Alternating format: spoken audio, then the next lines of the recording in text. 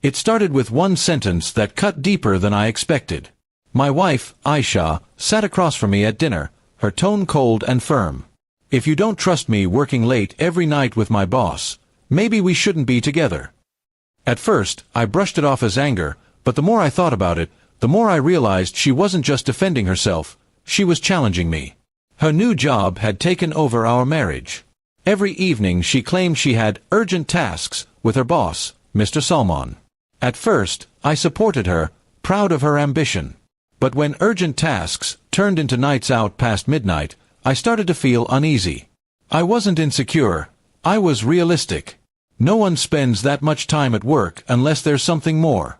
When I questioned her, she snapped, "You're paranoid. You don't get how hard I work." I wanted to believe her, but the signs were piling up. The perfume that lingered when she came home, the way she guarded her phone, the sudden change in her clothes when leaving for work. My heart was screaming the truth, but she kept gaslighting me into silence. One night, I decided to see for myself. I drove to her office at 11 p.m. The building was dark except for one car parked outside, her boss's. I waited in the shadows until I saw them walking out together. She was laughing, too close to him, her hand brushing his arm. That laugh wasn't for me anymore. It belonged to someone else. I didn't confront her that night.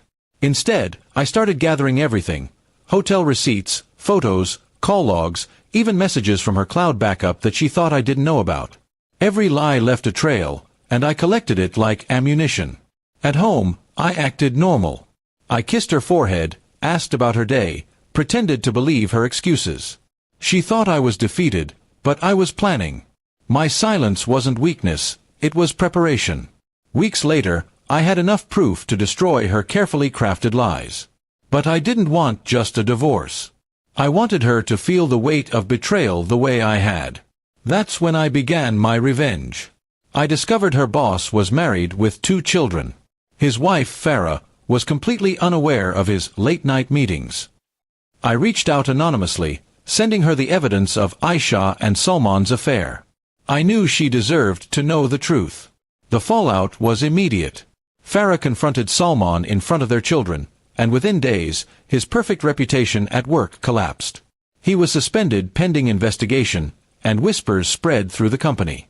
His career was shattered, not by me directly, but by the truth. Aisha, meanwhile, was blindsided. She came home in tears, furious that Salman had cut her off to save himself. She screamed that I had ruined her life. That's when I finally showed her the folder I had kept hidden, the photos, the hotel receipts, the late-night logs. I told her, "You ruined your own life the moment you chose lies over loyalty." But I didn't stop there. I sent the same evidence to her company's HR anonymously. Office affairs might be common, but when it involves favoritism and late-night work, the higher-ups act fast. She was quietly terminated within weeks, her reputation left in ruins. When she finally realized I had orchestrated everything, she begged me to stop, crying that she had no one left. But I only reminded her of her own words: "If you don't trust me, maybe we shouldn't be together." She thought it was a threat.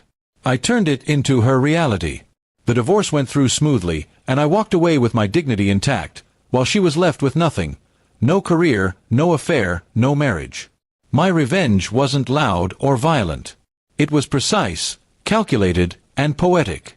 Now, months later, I sleep peacefully. Aisha once told me trust was the foundation of marriage. She gambled with mine and lost everything. The sweetest part of my revenge wasn't her downfall. It was knowing she'll remember my silence every night she spends alone.